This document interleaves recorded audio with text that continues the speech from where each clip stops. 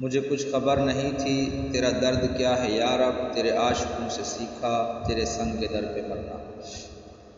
ناظرین کرام، حضور صلی اللہ علیہ وسلم نے ارشاد فرمایا کہ اللہ تعالیٰ نے جب اس زمین کو بچھایا تو زمین ہلنے لگی، تو اللہ تعالیٰ نے اس کے اوپر پہاڑ کو اور پہاڑوں کو رکھ دیا، جس سے وہ ہلنا بند ہو گئی۔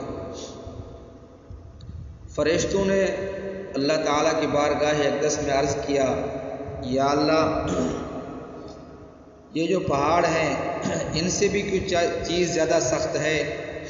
تو اللہ تعالیٰ نے ارشاد فرمایا، ہاں، ان سے بھی ایک چیز سخت ہے، وہ ہے لوہا۔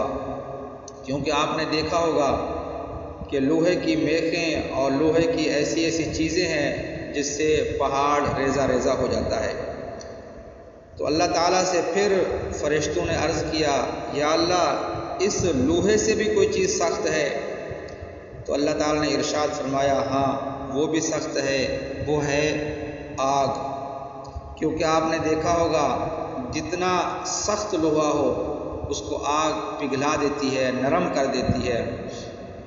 پھر فرشتوں نے اللہ تعالیٰ کی بارگاہ اقدس میں عرض کیا، یا اللہ، اس آگ سے بھی کوئی چیز زیادہ سخت ہے؟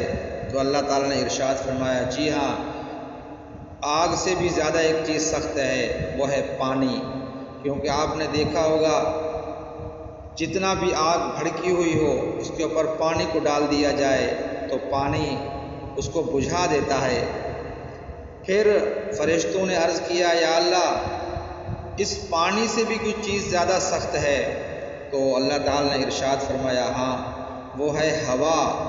اس لیے کہ آپ نے دیکھا ہوگا جتنا بھی آگ ہو، پانی ہو، ہوا اس کو بجھا دیتی ہے۔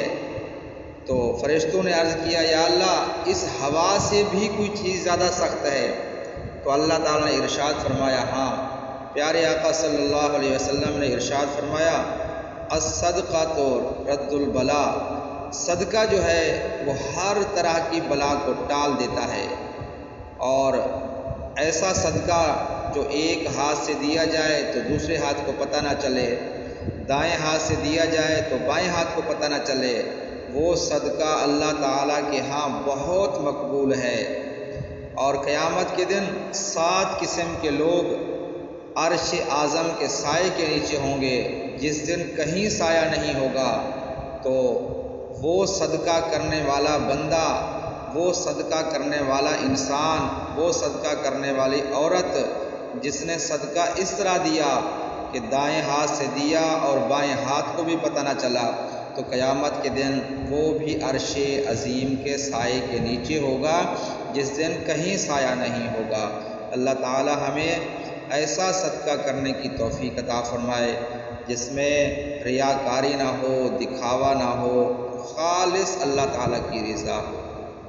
السلام علیکم ورحمۃ اللہ وبرکاتہ۔